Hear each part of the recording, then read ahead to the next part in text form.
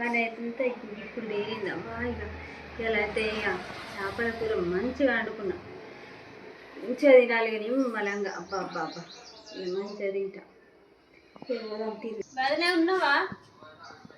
అబ్బర బిడ్డ అబ్బర బిడ్డ బాగానే వచ్చిందిరా చేపల కూర. నేను అన్నం తిన్నా మనం వచ్చి ఇవ్వదినే అంటుంది తక్కువంది, అదినే అంటుంది తక్కువంది.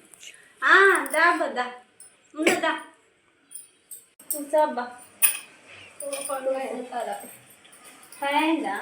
అయింది. తిన్నావా? తినాలి ఇక. మళ్ళీ తినలేదు. ఏం కూర చేసినావో అని వచ్చినావాడమ్మా. ఏం కూరనబ్బా ఎట్లా చెప్పునా? చెప్తేనేమో ఏమంటారు, చెప్పకపోతే ఎట్లా?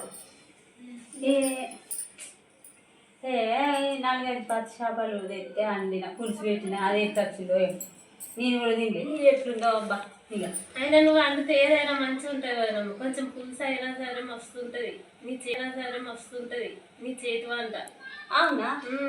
ఏమో బాగా ఉప్పు ఎక్కువైందో కారం ఎక్కువైందో ఏం కాదు. అయినా మరి ఇంకోసారి అయితే కూర అడుగుతుంటే మరి అట్లా అయినా ఏం కాదు. నేను ఇప్పుడు దీన్ని చూస్తా ఎట్లా తిన్నా అని చూస్తున్నాబ్బా. నేను దీన్ని చూసి చెప్తా.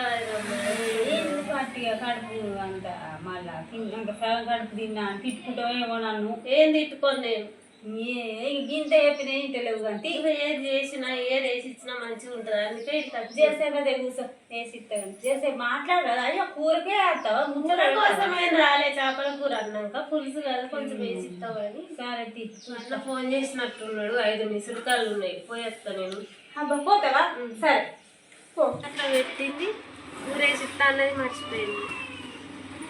ఉంచుకొని దానికి అవసరం పడదు. అప్పుడు చెప్తా. వదినమ్మ ఉన్నవా అని మళ్ళీ వస్తుంది కదా అప్పుడు చెప్తా. పోయిందా? అబ్బో మళ్ళీ వచ్చిన వస్తుంది. జెర్సేపు ఏంటో కూర్చుంటా. లేకపోతే నేనంటే ఇక కూర వేసి అన్నది. అసలు పిరం ఉన్నాయి చేపలు, పచ్చి చేపలు మంచిదే. ఎంత మంచిగా కుదరలే అంటే కూడా బంక పెట్టినట్టు వదలని అన్నట్టే చేస్తుంది. మంచిగా అన్న మంచివాడు ఫోన్ చేసింది ఆయన అవతల వాడే పో. అమ్మో భలే ఉన్నారు. ఇక ఇప్పుడు పోయి తింటా. నేను మంచిగా తింటా.